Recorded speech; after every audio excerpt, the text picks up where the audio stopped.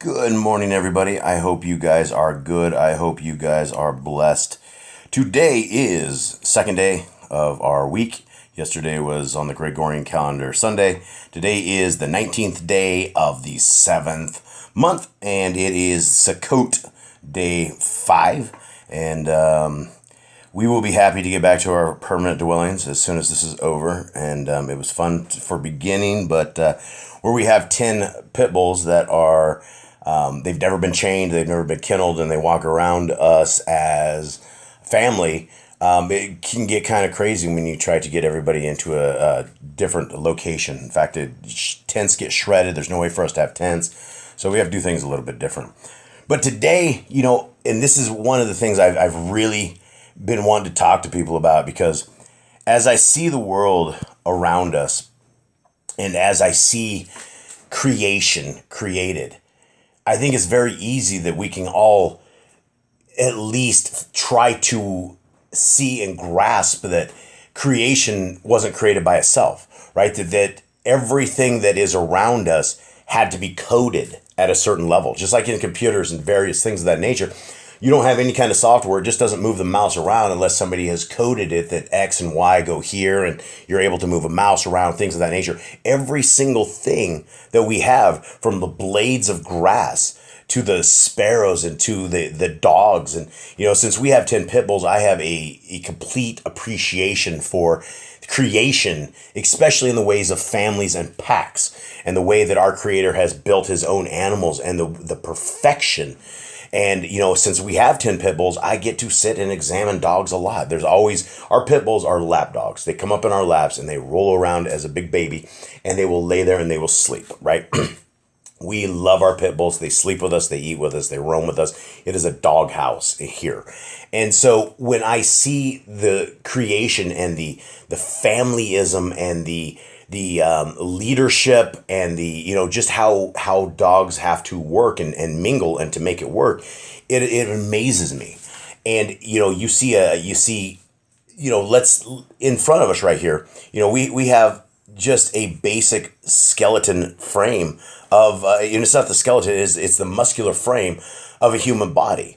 And when can we all agree that we probably didn't blow things up, because we could take a pile of bricks. I could take a pile of bricks and I could put some tannerite in there and I could blow that pile of bricks 20 times, 30 times, 100 times, a million times.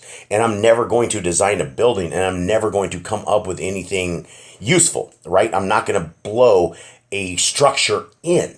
And so where do we go to look at creation? How did all of this get designed? Who is the mastermind behind all of this? Because look at the human body, look at the frame. And, I'm always, unfortunately, getting into dog fights. And so my right hand was bit. And for the last about 50 days, I lost the ability of using my hand.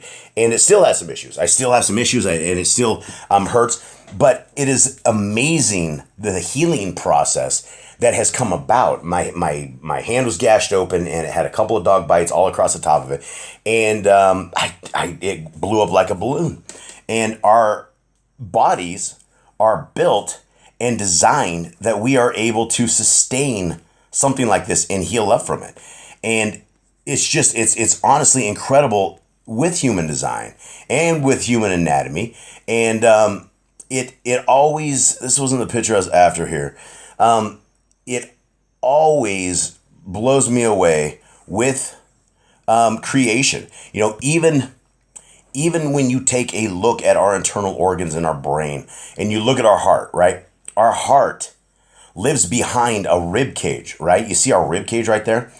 This design is incredible. It is incredible that the primary functionality part of our body, besides our brain, is kept inside of a cage, right? Who could have designed this? Who could have coded this so perfectly, so amazing? When you look at the brain, we have a giant skull on the outside protecting one of our most vital organs. Between the heart and the brain, we are protected.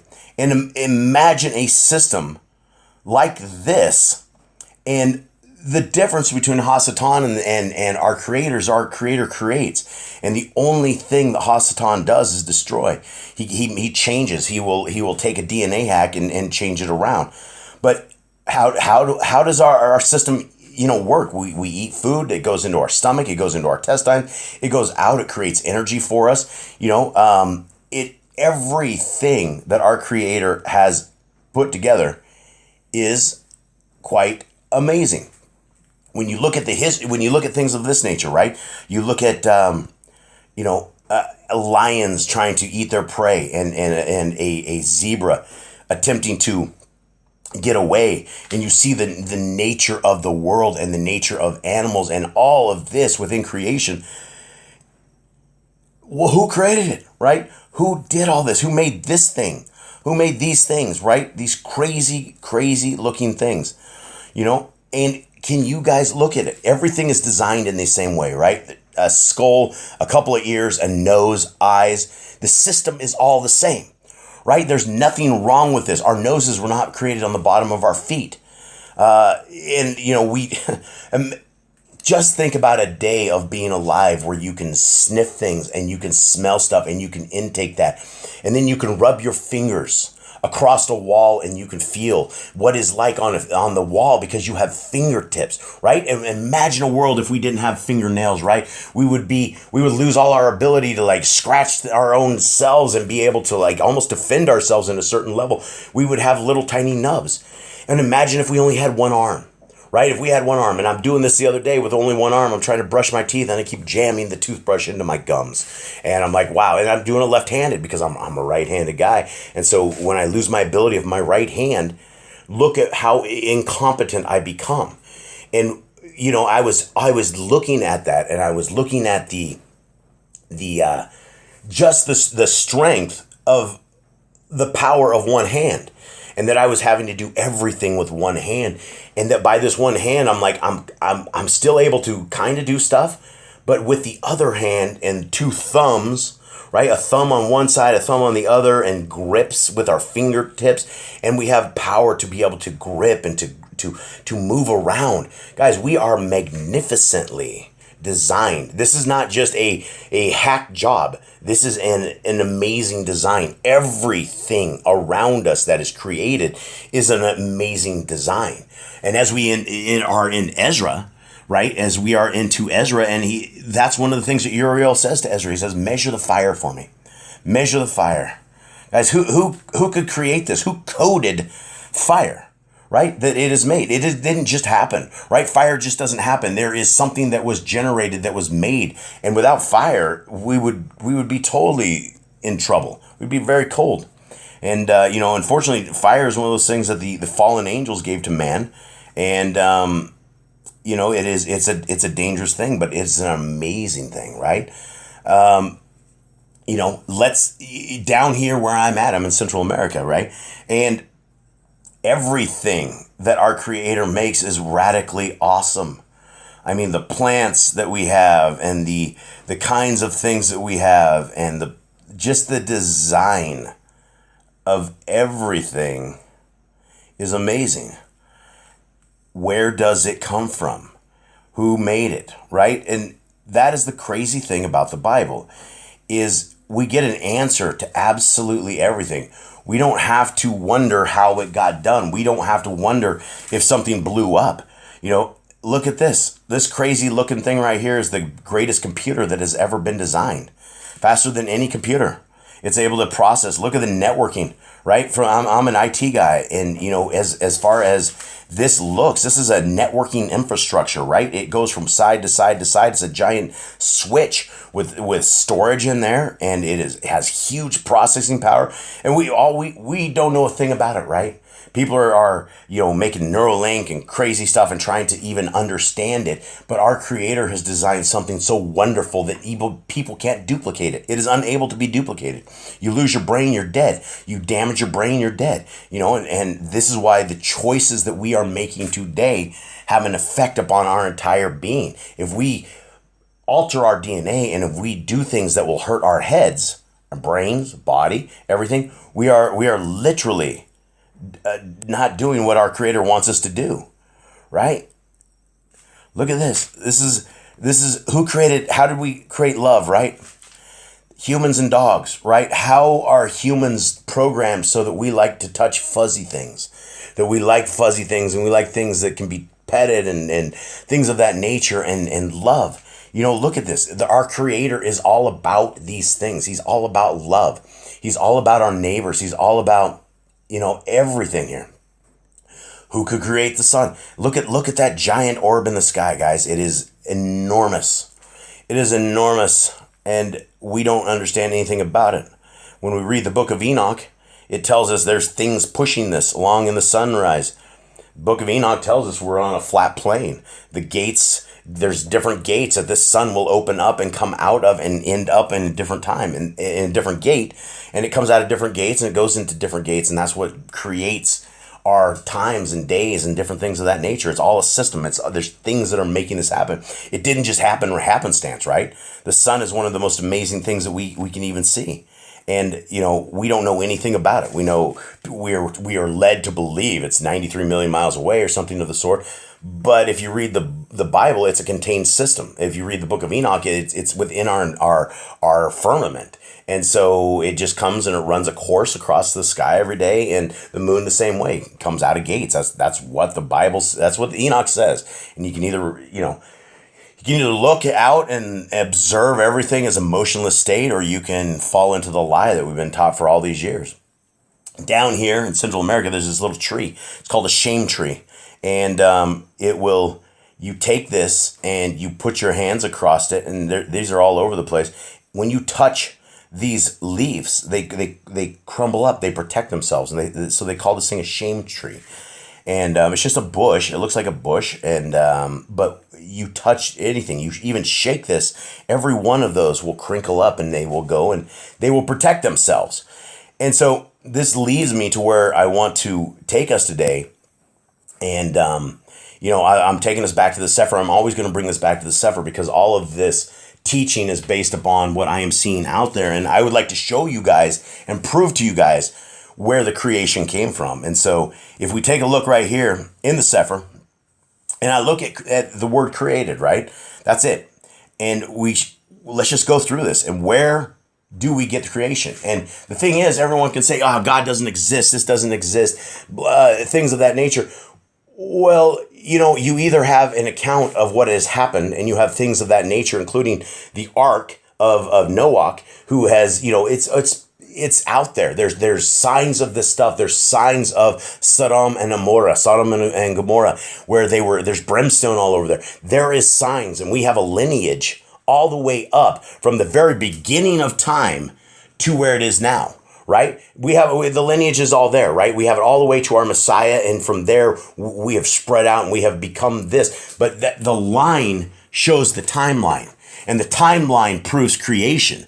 And if so, we are looking at Genesis 1:1, and it says, in the beginning, Elohim created the heavens and the earth. We all knew that, right? Everybody knows that verse, right? And then it goes on, and Elohim created great dragons. And a lot of people are like, oh, there's no great dragon. There's absolutely great dragons. If you guys haven't read about Leviathan, that thing is unable to be stopped. And, at some point, I think people are going to actually see Leviathan, and it's going to be very startling seeing a fire-breathing dragon. And this is called the Aleph Tau, that little mark in there that goes, and great dragons, and then Aleph Tau. It's essentially the hand of our Creator. Every living creature that moves, which the waters brought forth abundantly after every kind, and Aleph Tau, every winged fowl after his kind, and Elohim saw that it was good. So, I'm touching on the created parts. 127, so Elohim created. The image of Elohim created. Male and female created. Verse 2:3, Elohim created and made. Verse 2:4, they were created. The earth was created. Let's get out of Genesis, because we know that Genesis is Bereshit. It's the beginning. It's basically the beginning. Deuteronomy, right? Elohim created. For now of the days are past, which were before you, since the day that Elohim created man upon the earth. The thing about the Bible is it does not. It's the same from the very beginning all the way to the very end, including Ezra. The extra books, right?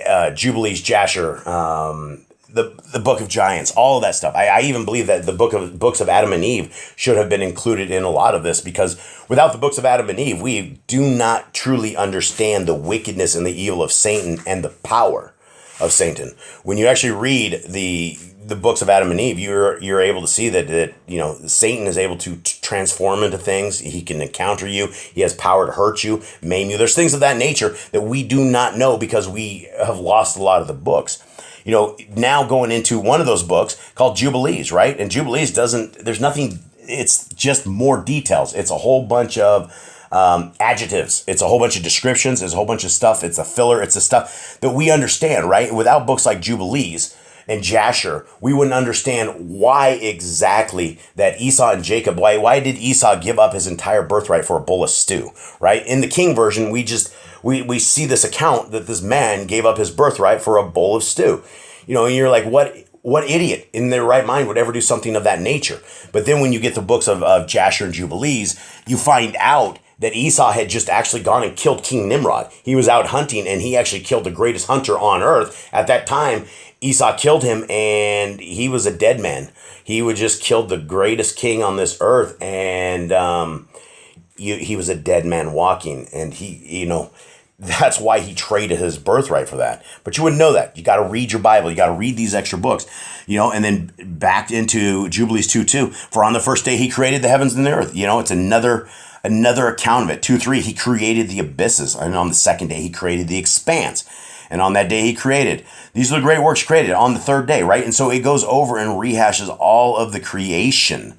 And you don't have that anywhere else. You're only guessing about creation. And if you can't prove this creation wrong, then it's a good account to go with, because it makes a good lifestyle, right?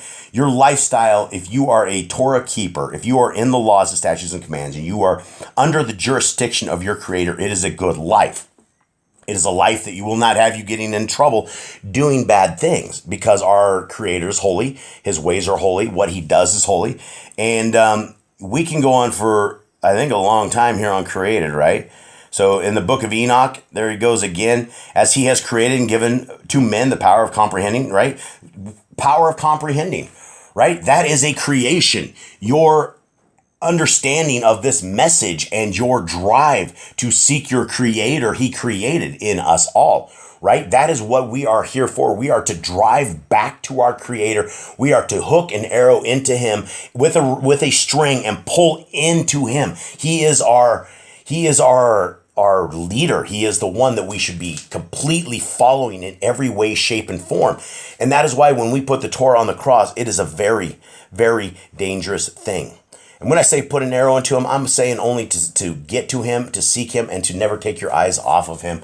That is our Creator. That is our one. And, he loves us so much that he sent his only son. And his only son was there with creation. And I get into it with these Christians every single day. They're Trinity lovers, and they love this Trinity. And it's real easy to pray to God and to pray to Jesus and to pray to everybody. And, it's like you can pray to whatever you want because it's all one God. But, this is the absolute truth. Either our Messiah and our Creator are lying when they say it's the only begotten Son, and our Creator says he's going to send his Son, YHWH. People are saying, no, it's God. It's God. And they have zero doctrine for this. And over and over and over in the New Testament, Matthew, Mark, Luke, John, it is the Son of God, right? It's two separate entities. And that is what makes this so amazing, is that where Abraham did not have to kill his son, right? It was only, it was a test. But yet that test was fulfilled by our Creator, who absolutely did deliver up his son, a perfect son for us. So here we are still going through creation, right? And we are in Enoch right now. And, it's all the same. Our Creator created everything. And he is sitting there, and he has created a path so that you guys can get back to him, right? And how do we get back to him? Well, we get back to him by the Torah. We get back to him by keeping his laws, statutes, and commands, right? And if we just basically look up the Torah, which has been completely smoked out of the King James, you could see that it's very important. And there's laws of the Torah, like one of this, like look at this, Exodus 12:49. One Torah shall be to him that is homeborn and unto the stranger that sojourns among you, right? That right there says this law is for you, my friends. My friends, this law is for you and your family and your everybody, right? There's no separate law. If you come from another path and you want to be a child of the Most High, this law is for you. And so it talks a lot about the Torah, right? And it talks about everybody that has violated the Torah. One Torah be to him. And, as we get further down here, and this is the Torah of sacrifice, right? And this is the Torah of sending smokes. This is the Torah. It's all about the Torah. This is the Torah of jealousness, when a woman goes aside to another instead of her man and is defiled, right? There's a Torah, a law for everything. But when we have taken this Torah and we've tossed it on the cross, we don't have this Torah. So when you can prove creation is our creator's, and we can't understand it, but we can live it, and we are living his laws, statutes, and commands, right? So when we are living his laws, statutes, and commands, the final times for us is to be around him and around his son, right? This is a proving ground for, are you going to be obedient? Will you obey the laws of God, or will you not? And I'm hoping that by proving creation, and that by proving that our Creator has absolutely created everything, that you guys will turn to the Creator, that you will turn and you will put your heart, mind, and soul to a greater power that is able to do all of this and much, much more. It's the end of days, my friends. It is the end of time. And right now, we need the Torah on our hearts, minds, and souls. We need our Mashiach, YHWH HaMashiach, in our hearts. We must absolutely have called upon the name of our Messiah, and we must be looking to the law, statutes, and commands of our Father, because they are good. There's nothing that will degrade your life by keeping the law, statutes, and commands of our Father. In fact, it will keep you alive. It'll keep you holy. It'll keep your body parts on. It'll keep you healthy. There's nothing wrong with it. And I urge you guys to seek our Creator where he is found. Find the path to him. Read the Bible. Check everything that I'm saying here, right? Check it all. Get your own copy of the Sefer. Get your own copy of the Bible. Get your own copy of something that works, and read through it and get the fundamentals with it. Get the Torah down. Genesis, Exodus, Leviticus, Numbers, and Deuteronomy. Read that 5 times in a row. Those things, you can do it. You're going to read these in a couple of days. It doesn't take very long. If you dedicate to it and you really want to seek the truth, then get into it. Become part of it, love it, and expect it to be a love letter from our Creator, because it is. It is a design guide from our Creator that is amazing. And you, if you say it's gone and on the cross and all this stuff, and you reject it, you're rejecting the Son. You're rejecting the Messiah, as well as you're rejecting our Creator, because the Son came in the will of his Father. The Son did not come with another doctrine. The Son came with the exact same doctrine. And he says, there's two, when he was asked, they were trying to trick him. They're like, what is the greatest commandment? They're trying to trick this guy. And all our Messiah did was he went over what is in the Torah. And, the very first commandment, we should love our Creator with all our heart, with all our mind, and with all our soul. And when we do that, then you will be excited to hear his words. You will be excited to hear what is right and what is wrong and what is going to save you. It is what is going to save your family. So guys, I love the lamers. I love you guys. I hope you're good. And I hope you guys are reading your Bible. I'm out.